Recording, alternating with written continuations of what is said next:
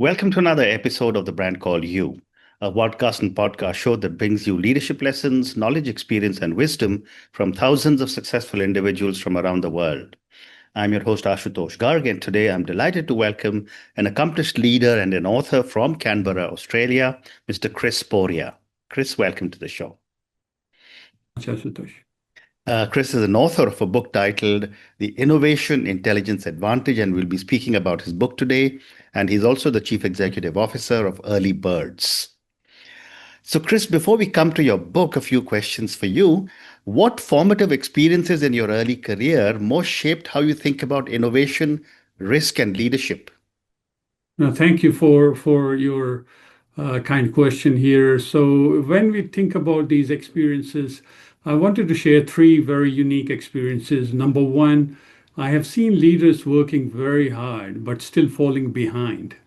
And number two, I have seen innovation failing at adoption, not because of the ideas. There are a lot of good ideas, but innovation normally failing at the adoption itself.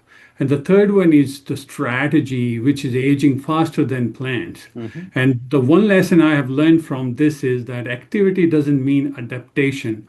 You need a system, not just heroics. Well said. Was there a specific moment of failure that made you realize that traditional innovation models were fundamentally broken rather than just inefficient? I think it wasn't just one dramatic failure. It was the same failures repeating across different organizations. And I have seen three recurring signals. Mhm. One is strong strategies that still produce weak outcomes. I mean, these are good people, very Mm. good intent, but still no sustained advantage. Mm. The second is late discovery of critical capabilities. The right solutions was already there in the market, but invisible to those decision makers. Mm. And the third signal is innovation success measured by activity, not impact. Mm. So they have pilots completed, they have report delivered, but nothing scaled. Mm. And I've seen that realize kind of two unique problems. Number one, the problem is not about talent, funding, or effort. Mm. The system are designed for a slower, more predictable world. Mm. And that's the real problem here. Very interesting. Looking back, how has your own leadership style evolved as you moved from problems observer to ecosystem builder and author? I think my leadership shifted from trying to solve these problems myself instead of building systems that let organizations solve these problems repeatedly. And those three shifts I now lead is one from insights to infrastructure. That means not only spotting problems, that's not enough. Leaders need repeatable operating capability. Mhm. And number two, from individual judgments to shared visibility. Mm. So where you need less persuasion, you need fewer opinion, but you need more evidence that everyone can see. Mm. And the third one is from episodic intervention to more continuous stewardship. Mm. That means leadership isn't just one moment, it's always on responsibility. Right. So the two things I have stopped doing is trying to outthink complexity.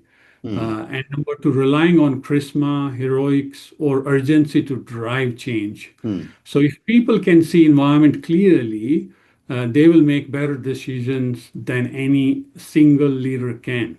Mm. Well said. Kris, now let's come to your book. You're an author of the book titled The Innovation Intelligence Advantage. And I'm going to ask all my viewers and listeners to go and check out Kris Poria's book. And my first question for you about your book is that you introduced the idea of the innovation gap. Tell me about this gap and how is this gap different from what leaders usually describe as a technology or an execution gap? I think the innovation gap is a very simple idea. And the gap between the pace of external change, how the world is changing, versus an organization's ability to perceive, decide, and adapt to that change. And it's not a technology gap or execution gap. It is more of a decision and the visibility gap. Mhm. And can you give me an example?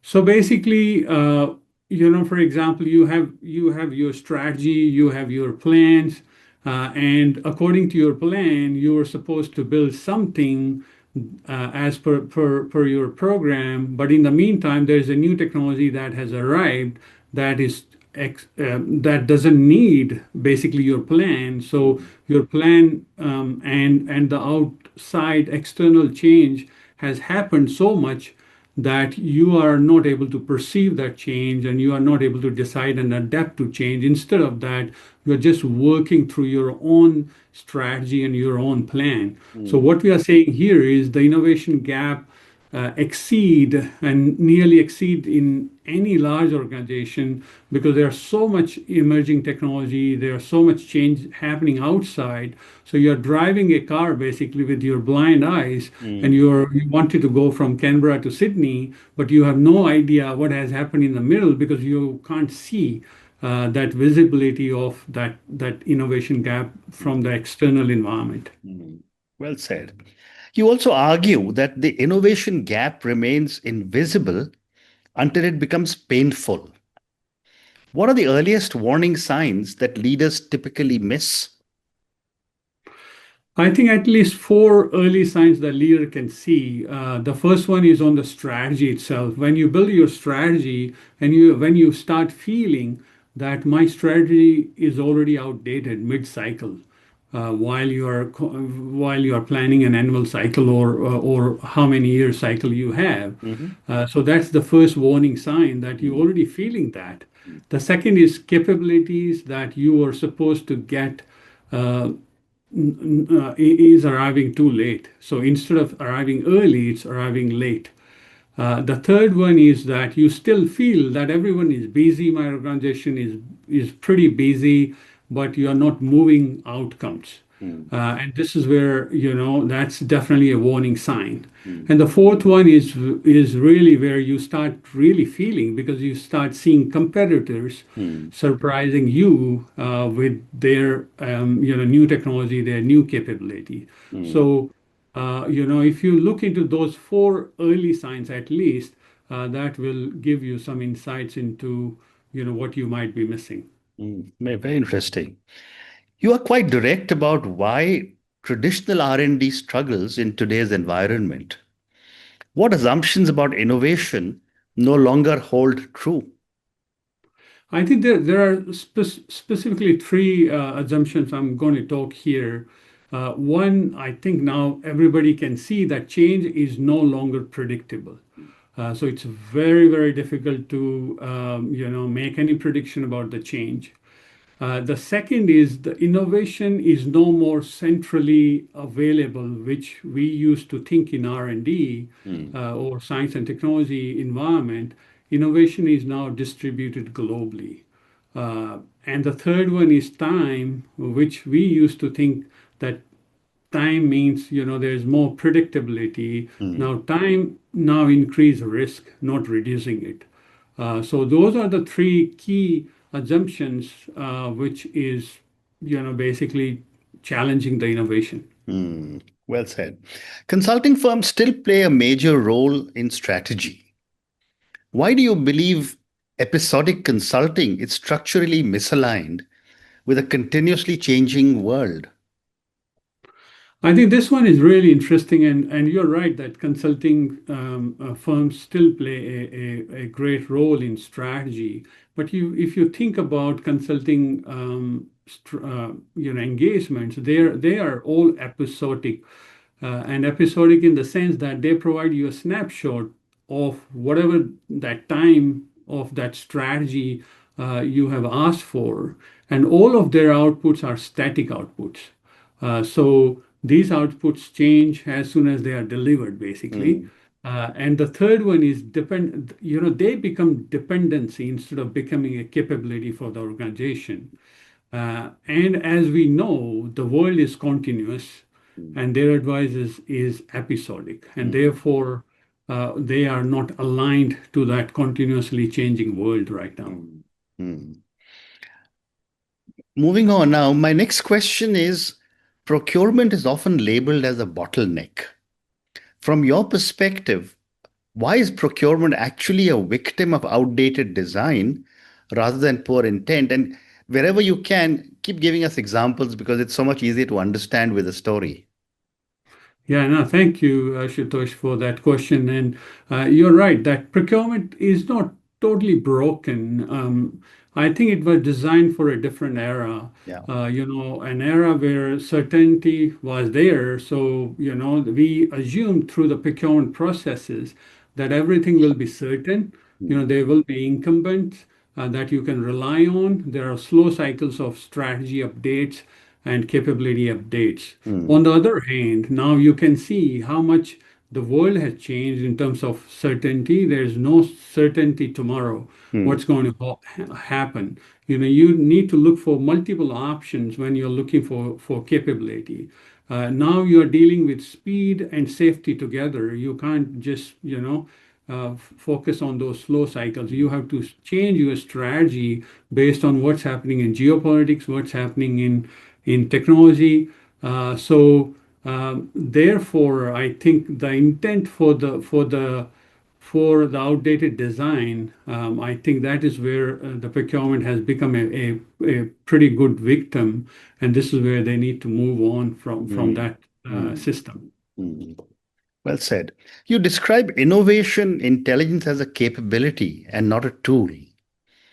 What does this distinction mean in practical terms for leaders? So basically, what my co-author Jeff Penrose and I talked about in the book is that it's not about having one tool or a dashboard. I think you need a innovation intelligence that gives you a continuous sensing. So looking around, understanding the outer environment.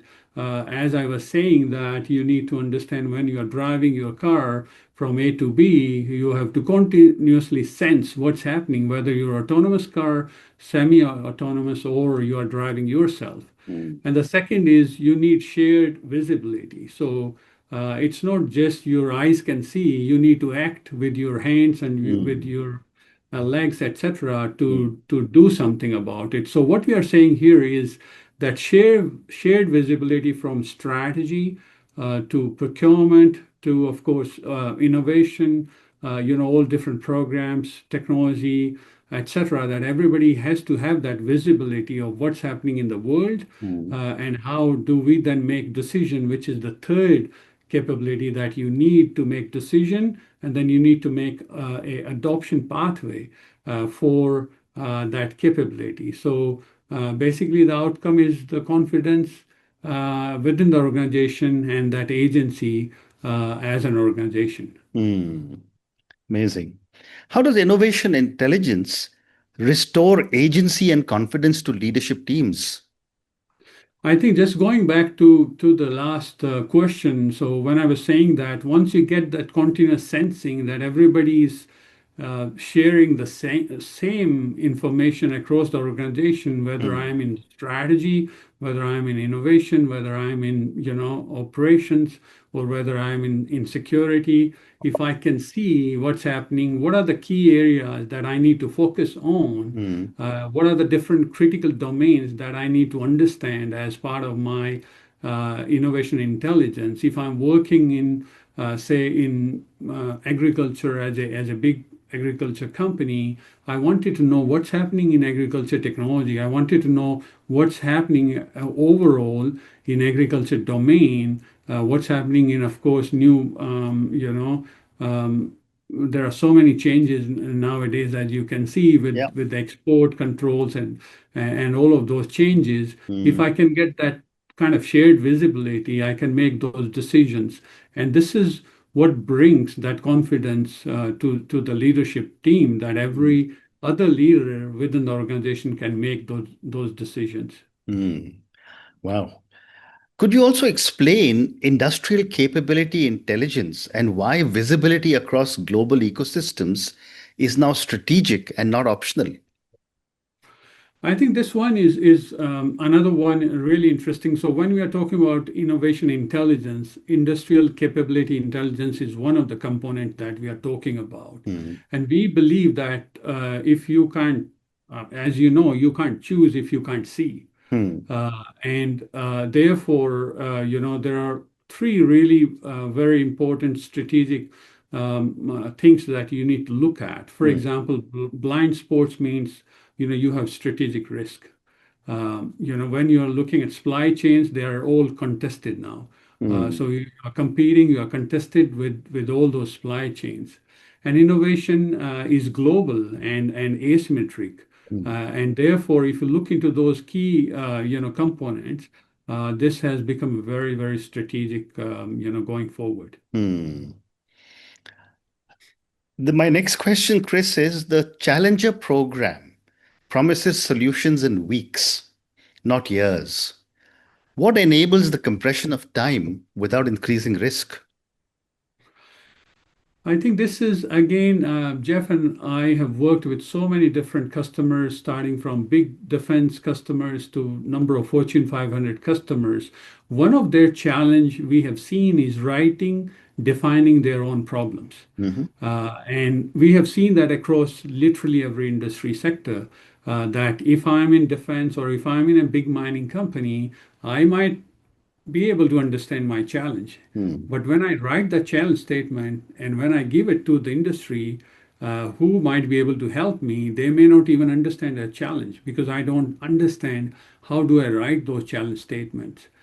So what we are describing in our book is a challenger program where we help to write even the challenge statements, defining that real problem very, very easily Hmm. and effectively, and then looking in openly into the global landscape of capabilities. Hmm. Because when we generally write those challenge statements, we generally stick with our existing vendors Hmm. around us, and then we try to solve those problems using their existing technology or Hmm. solutions. Hmm. We don't look beyond those vendors.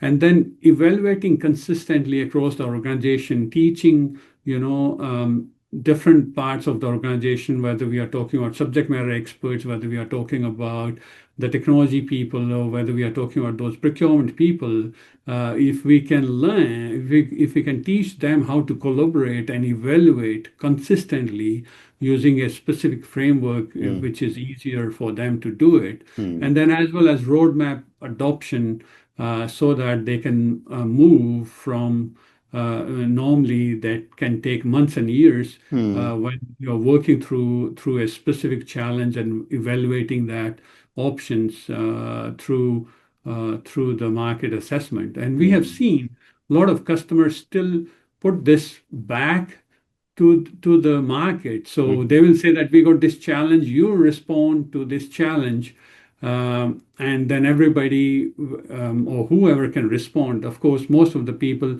who will respond is their existing suppliers, and they Hmm. will miss a lot of market through that.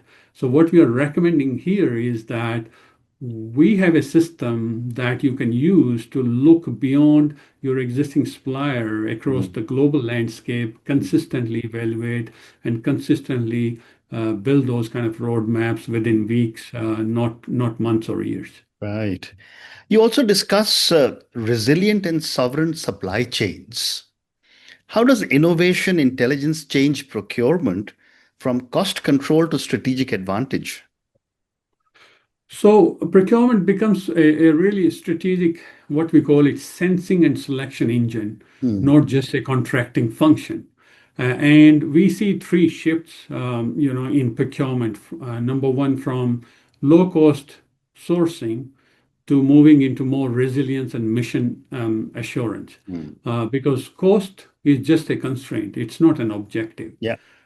The second shift we see is from incumbent vendor-led choices to more evidence-led options across the ecosystem. So you see more supplier earlier, than including your, traditional to non-traditional, as well as, of course, allied capability when you talk about defense. Yeah. And the third shift we see is from reactive firefighting to more proactive risk discovery. Hmm. So the early signals on fragility, concentration, geopolitics, and dependencies. And through that, you can move basically practically, into two kind of options. Option, you can go in depth So building those qualified alternate dual source pathways before disruption, and then you build your sovereign lens, mapping what must be domestic, what can be allied or trusted, and then you invest accordingly. So with that, you get one outcome, that you don't just buy cheaper, you buy with confidence. You fast filled those opportunities, fewer surprises, and supply chain that hold under any pressure. Great response. Time for two more questions for you. No What problem. role does data versus human judgment play inside an effective innovation intelligence system? So I think when we are talking about innovation intelligence system in the book, we are talking about the data is really important because that data gives you a coverage and gives you specific signals. So that is what it provides you. But on the other hand, what we are saying is human provides you the context and the trade-offs that sometimes you miss in those signals and sometimes even in the data. So what we are saying is we do not replace those judgments. We upgrade with the data. So with looking into global industrial capabilities, as we were talking before, when you can understand all of that, you can understand what's happening in emerging technology, what's happening in the investment, what's happening in media, what's happening in research, and bringing all those insights together through the data and signals. I think we can help those human judgment to upgrade it to the next level. Amazing. And my last question, if an organization or a professional was to take away only one idea from your book, what must it be to remain relevant over the next few years?